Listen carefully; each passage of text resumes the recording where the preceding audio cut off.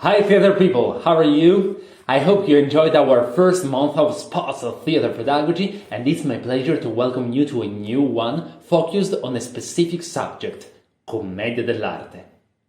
Yes, I know what you're thinking, I changed my look. For this occasion I wanted to look more Italian, più italiano! As a matter of fact, speaking of theater practices, what can be considered more truly Italian than Commedia dell'Arte? Maybe not Commedia dell'Arte itself?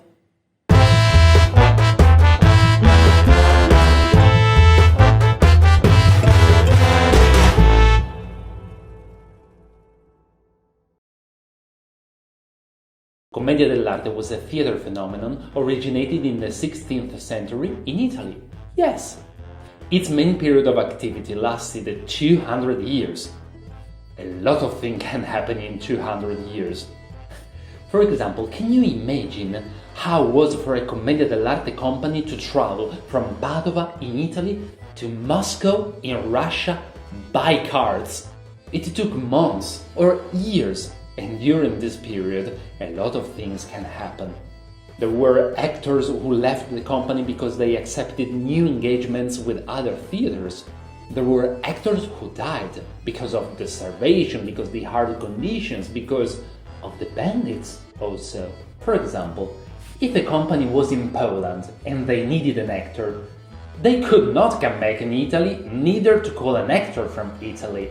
There was no Facebook, no internet, no mobile phones, so they needed to hire local actors. And those local actors brought to the company their own skills, their own experience, their own culture, their own background, their own language. And this happened multiple times in every country Commedia dell'Arte's companies visited. A continuous and endless contamination, which created Commedia dell'Arte as we know it nowadays. For this reason, I like to think that Commedia dell'Arte is not anymore an Italian form of theater, rather than a human form of theater, a form of theater that can embrace every kind of different cultures. Sometimes it makes me laugh to hear people saying, "We must preserve our culture, we must defend it from contaminations." Did you watch that video from Scandinavian Airlines? It was really interesting because it was about what can be nowadays considered truly Scandinavian. What is truly Scandinavian? Our democracy? Credit goes to Greece. It's Turkish. Midsommarstången. German. Even the Danish isn't Danish. It's Austrian. And the pride of Norway. The paperclip was actually invented by an American. We take everything we like on our trips abroad, adjust it a little bit, and Voila! It's a unique Scandinavian thing. In a way, Scandinavia was brought here, piece by piece, by everyday people. We can't wait to see what wonderful things you'll bring home next. There were many Scandinavian people who said, "This is a scandal, we cannot accept it, this is a threat to the Scandinavian culture." I mean, every kind of culture is already contaminated. Let's take the Italian culture for example.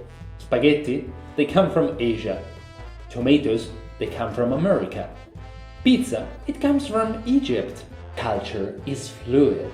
It needs to be constantly contaminated, and it's right that it happens, because this is the only way to keep culture alive.